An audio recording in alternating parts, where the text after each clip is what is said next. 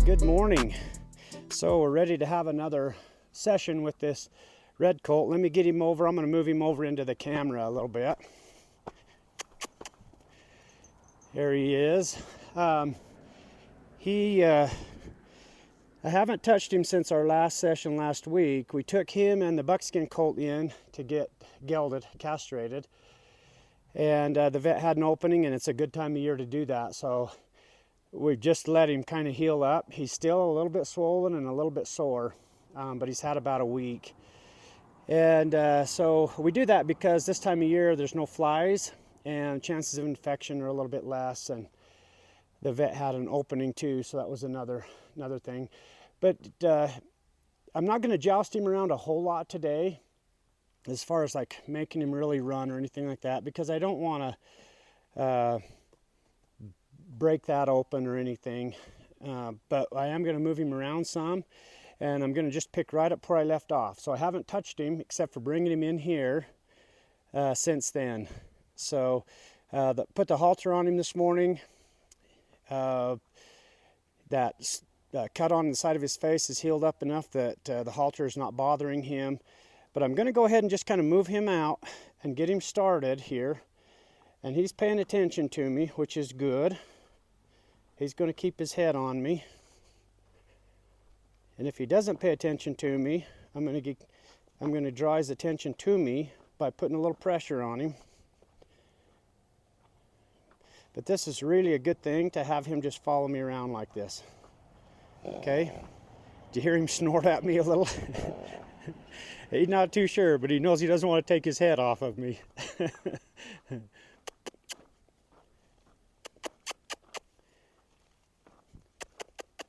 I'm just putting a little pressure on his hind end by just looking at it. And I'm not being threatening or anything with him, because he is reactive and he doesn't like me touching him. And he's going to figure out that if he just lets me comb him, his life is easier and better.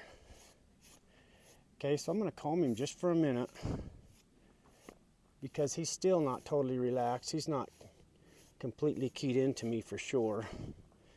I'm going to go do this other side. We had kind of a hard time with this side, and there it is. He's reactive for sure on that side, so I'm going to go ahead and push him out. Put some pressure on him. This pressure is just me hitting my leg. I'm not going to take that pressure off until he kind of figures out that I'm here and he cues into me a little bit better. He's kind of looking around, looking at the other horses, not really focused just yet. Let me see if I can whoa him here and if he's ready. Whoa. Okay, he didn't look at me, so we're going to go ahead and put more pressure on him.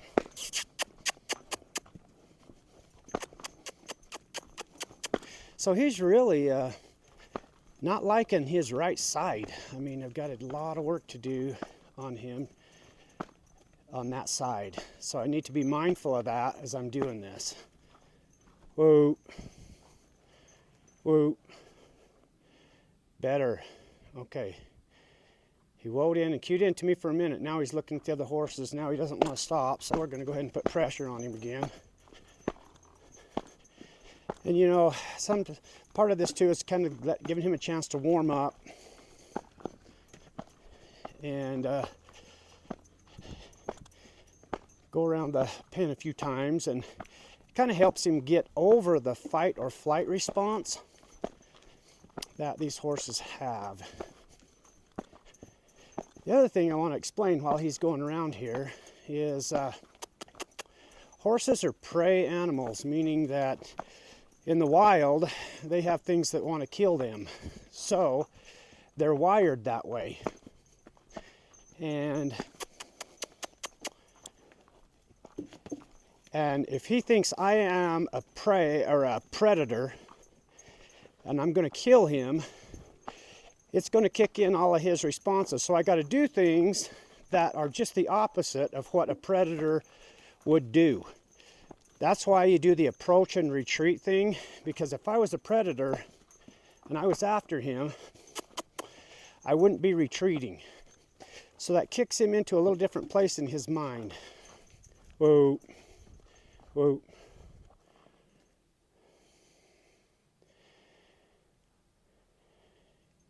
Okay, he's still struggling cueing into me a little bit, and he still wants to kind of move off. It's interesting too that he's turning his left side to me instead of his right side. I don't know if you noticed that, but he was pretty ready to turn his left side to me. Because he did that, I'm going to stop him and change directions.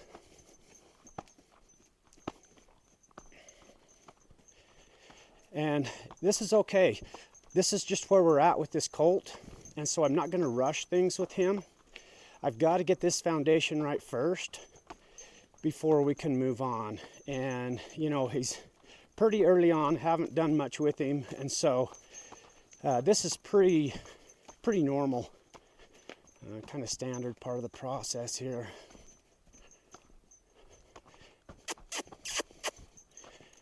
Oh. Good, that was a really good stop and a whoa.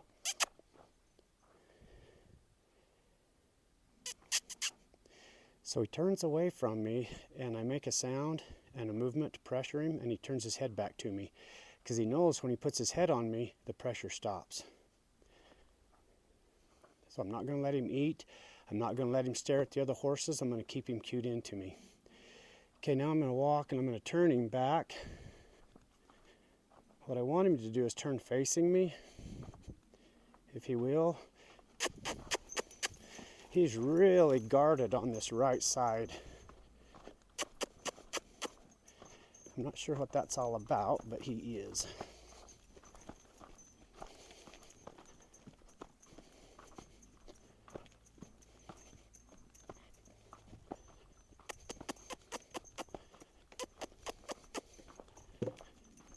Whoa, whoa.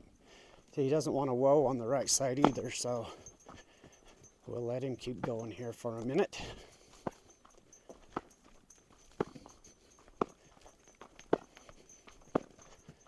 I'm being pretty aggressive right here, making noise, walking into his hip a little bit, because I want him to know that I am the leader in here and I'm in control, and I can move him if I want to.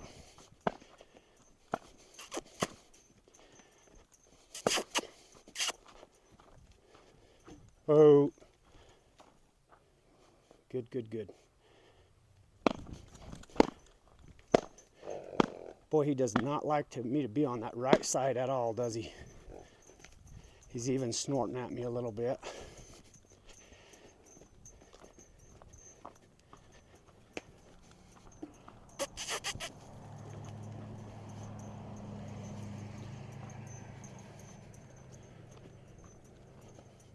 I have a long lunge line or lead line I'm going to put on him here when he lets me up to him. We're going to work him off of that for a minute. Whoa, whoa, whoa.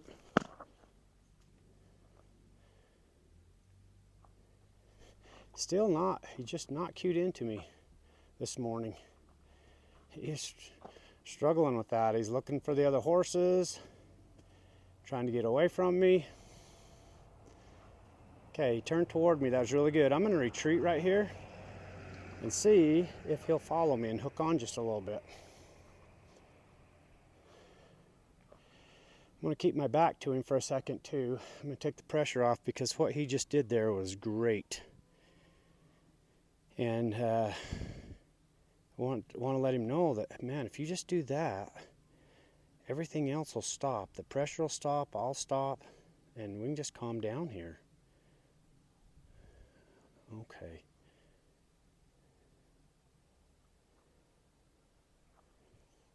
But right there, when I was talking about that predator and prey thing, a predator would not have done that to him. They wouldn't have retreated. And so that kicks him out of the prey mindset. And then I just want to be real careful here to let him know, like, he can trust me. I'm not going to hurt him. And but he is going to respect me. and he's going to accept me as kind of the leader here. Okay, I'm going to approach him on his right side, and he doesn't want me to, but I'm going to because that's what we need to do.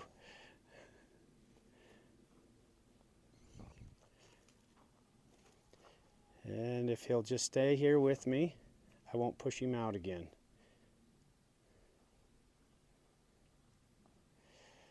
Just trying to read his body language a little bit there, and I backed off right there for a minute to give him a break, to let him know again that I'm not here to kill him or anything like that.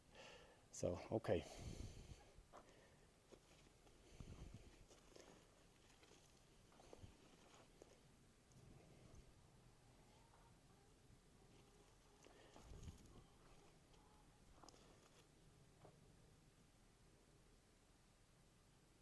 So see how he's pulling away from me right there? I'm going to stop right before I touch him.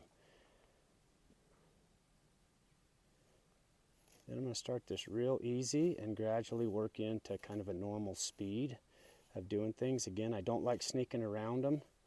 I think you set yourself up if you do that. Now, if he has a reaction, which he probably will here, because he doesn't like me on this right side, I'm just going to back off and move out of the way. But I'm not going to set him up to have a reaction, so I'm not going to push this until he has one, if that makes sense. Okay, so I combed him right there, and I'm going to turn, I'm going to walk away.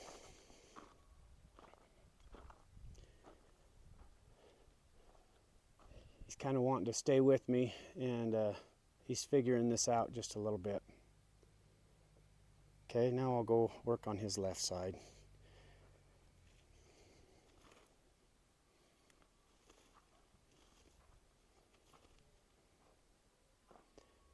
Just doesn't quite want to give this up. He just wants to kind of be a little bit standoffish and doesn't want me to be in his space. He doesn't like me combing him or anything like that. So we need to do a lot of desensitizing with him. So I'm going to get the long lead line. I'm going to hook it on him, and then we're going to go through our paces right there. I'm going to move to this right side before I leave. And I never took the comb off of him, so it was a little smoother transition for him. Notice I'm staying in front of him. I'm not going to get behind him because I know that's just going to push him out. I don't want him to push out right now. I want him just to relax and learn something right there. Okay, so I'm going to grab my long lead line, and I'm going to start working that just a little bit. And he followed me again, which was really good. Really good. Good sign. Okay. Now I've got something new in my hand, so he's going to watch me. But he's doing good. He's going to let me up to him.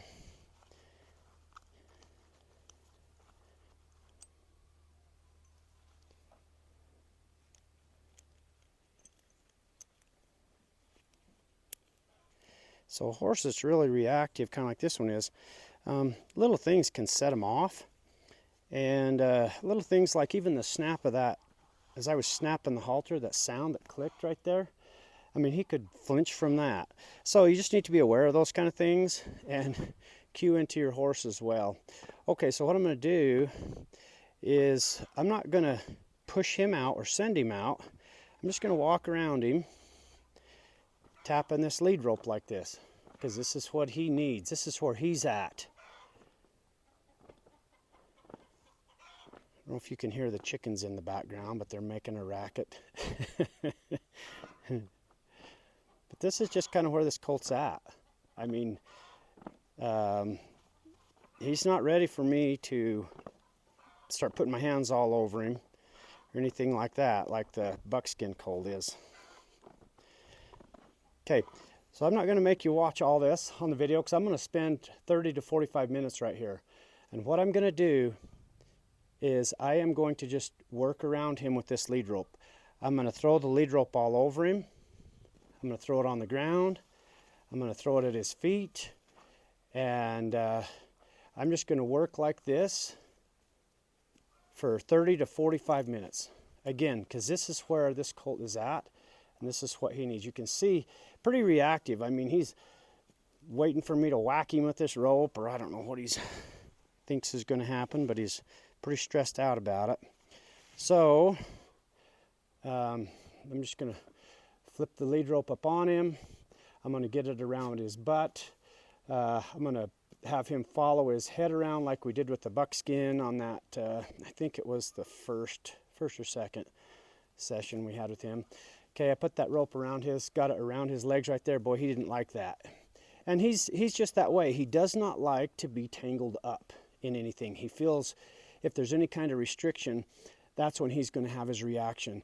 And we've really got to work on that. That's exactly why he has that bang on the side of his head, because he felt himself tied up and pulled back on that pressure a little bit, and then just overreacted and hit his head on our hitching post. So anyway, by the way, on that, had a really good comment from Tom about ways to fix that hitching post. And so he noticed right off the bat that it was set up wrong, and he is 100% right. So we are going to put some round caps, domed caps on the end of that hitching post, so that if the horse does hit the end of that, it won't cut him. So anyway, thank you, Tom. That was a great suggestion. Okay, so I'm going to go ahead and turn the video off here. Well, we'll probably just edit it out. I'll leave the video running while I do this, but we'll probably just edit a bunch of it out or speed it up or something, because again, I'm going to spend 30 to 45 minutes doing this. And I do want you to see some of his natural reaction to things, because like I said, he's just a different colt. Now I'm staying back out of his, where he can't hurt me, zone. Because if he does react to this rope, if I throw the rope on the other side of him and it hits his hip or his neck on the other side of him, he could jump right into me. So I want to be real careful of that, and I want to give him plenty of space.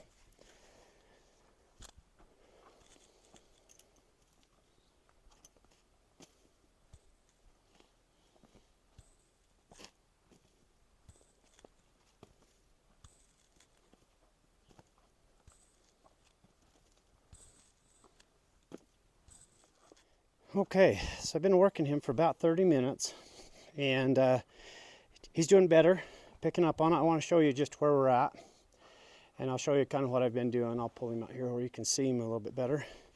I've just been working this rope all over him and getting him used to the rope, but you can kind of see we're making progress. He didn't have any major reactions. We just had to work through things. And when I say work through things, I mean just repetition over and over and over. Let him know this isn't hurting him at all. He's pretty reactive to my hands.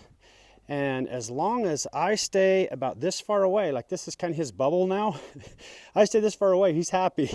It's when I get in here and start working, it's when he starts to get nervous. And so what I've got to do is I've got to shorten his bubble up a little bit, and I'm going to approach and retreat his bubble a whole bunch. And what that means is I'm going to do this.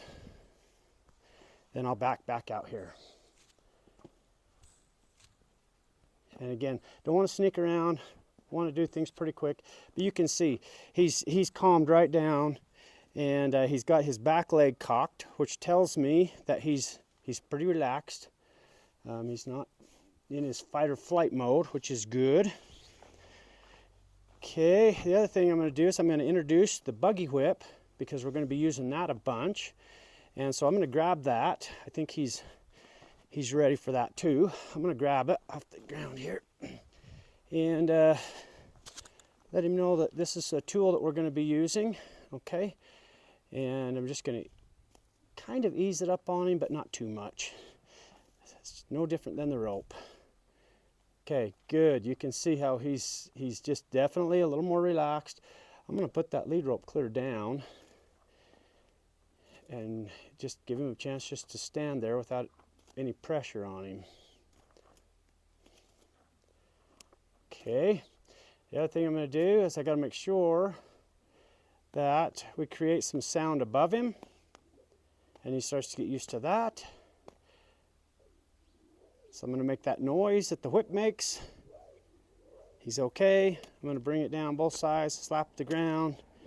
None of this is going to hurt him. Okay, you can see he's made some pretty good progress in 30 minutes.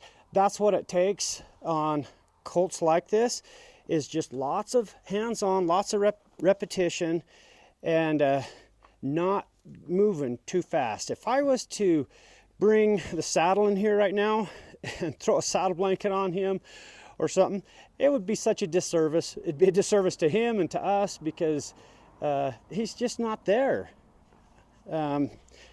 He's just not there. So you got to kind of accept where they're at and what's going on with them, and then be patient.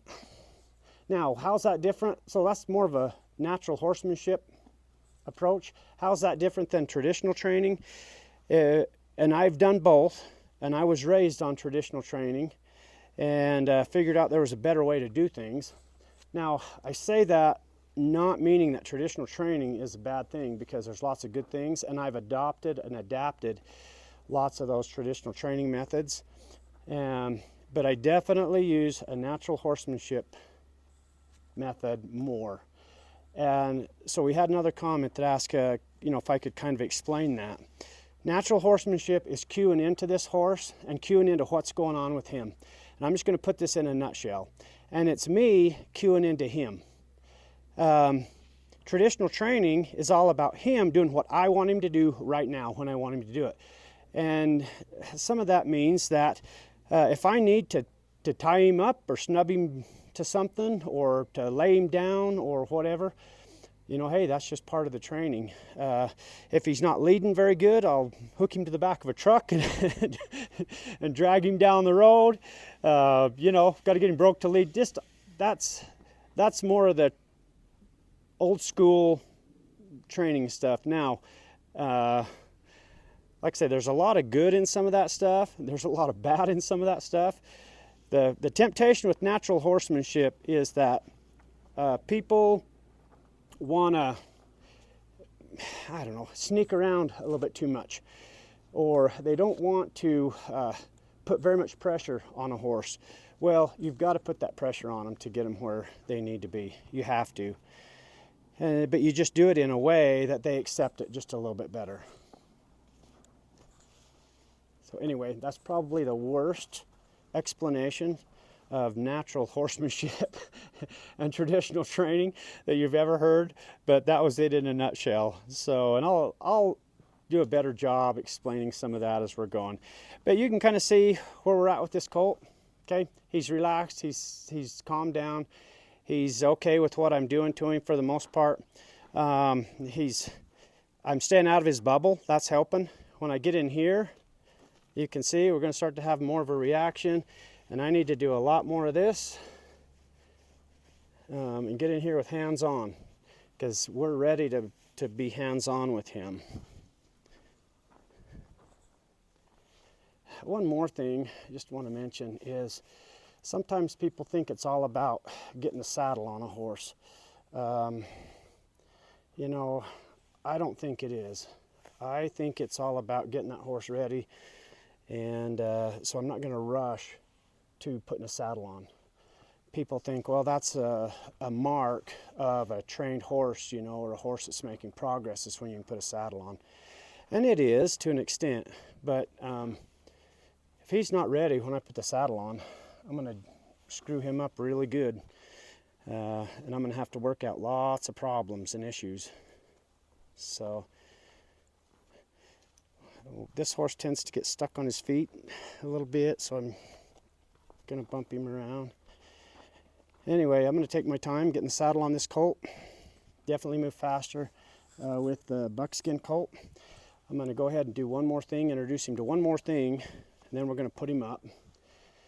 I'm going to see if he'll follow his nose around, and if he'll let me put this rope around his hind end there. And we're going to start that process too. Okay, so I'm just going to put a little bit of pressure on his nose. And he's figuring it out. Good, good, good. This exercise with this colt is going to be really, really important, because he does tend to be a little reactive when he gets in a tight spot and gets stuff, he feels restricted. And so we're just going to have to work with this a lot. Okay, so I've worked a lot on his right side, but he's still not there as far as he's not real comfortable with it. Just checking to make sure this was in the video and I haven't wandered off again. Okay, I'm going to pull his nose around again and let him figure that out. Okay, good deal. Okay, that's where we're going to end today, is right there. That's about what I feel like he can handle for the day. I feel like we've made some progress. Now I'm going to have to start over again the next time I work with him, but I think we'll get to this point a lot faster, and then I can start to introduce other things to him. I have not introduced the flag at all. He's not quite there yet. I feel like if I pull that flag out right now, I'll undo everything I've been doing. So next session though, we're going to get the flag out, and we're going to get him going with that flag. Anyway, I hope all this makes sense, and I hope you can see, like, yeah, this isn't a earth-breaking, earth-shattering progress here today, but it's definitely progress, and it's progress for him. And we just gotta get him comfortable with being handled and touched, and get him okay with it. You can see that he's got his hind foot kind of cocked again, and he's resting there, which tells me that he's relaxed. He's not in his flight mode or fight mode, and that's a really good sign. Okay, anyway, that's going to be it for this colt for this session.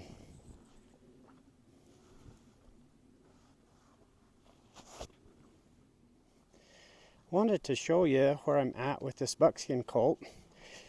Again, he's sore too, and so I'm not going to joust him around or anything, but I've been just kind of working him just a little bit, and I want to introduce a saddle blanket to him today, because I just think that's where he's at. He's accepted everything else so well. Before I do that, I'm going to just desensitize him a little bit, or work on that, get his brain shifted into the training mode so that he knows that's what we're doing today. And as you can see, he's just pretty darn relaxed and calm. And so I'm going to rub all over him for a second, then I'll show you how I introduce a saddle blanket to him for the first time. He lets me put my hands all over him without a problem, which is really nice. Okay, I'm going to grab that saddle blanket. A lot of horses will have a reaction to a saddle blanket because it's something new, and they're not sure what to do with it. And being a prey animal, when you put something on their back, that is a big deal, okay? Because that's, if they were going to get attacked, they would probably have something jump on their back behind end. So I'm going to let him smell this. You let him know, like, there's not one thing about it that's going to hurt him at all. I'm going to do that on both sides.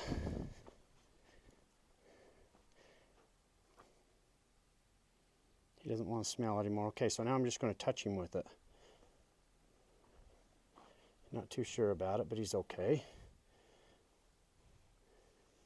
Got his ears pinned back a little bit, but not bad. Okay, now I am going to, this is just kind of a thin, oversized blanket, but I'm going to go ahead and just throw that on him right there. Okay, now that was pretty darn smooth, but I believe that the reason it was smooth is because we did the work we were supposed to do with him. We built that foundation first, and So he knows I'm not here to hurt him. He's going to have a good experience in here and everything's okay, and so he's just a lot more willing to accept things.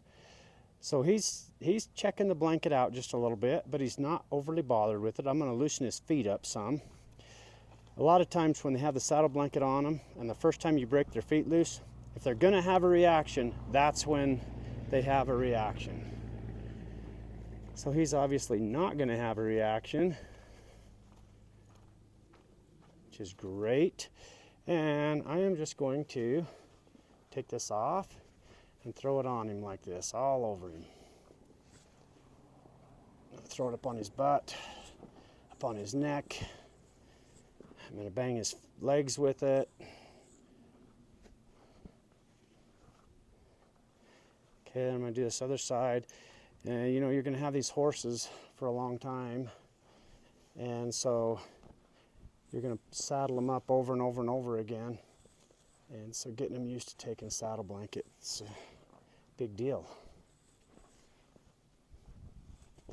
Okay, that was super easy. And I'm sure it won't be that easy. Oh, dropped my lead rope with the red colt, but this colt's pretty darn good about it. Anyway, that's how we introduce a saddle blanket. That's kind of what we're going to do with him today. He's pretty sore, and so I'm not going to do too much with him. I'm just going to let him heal up for a few more days before we do. But I just wanted to show you that part. Anyway, hope you enjoyed that video. Please keep your comments coming and your questions. We appreciate everything. We appreciate the advice that we get on things we can do better or different. And hope you guys have a good week. We'll see you next week.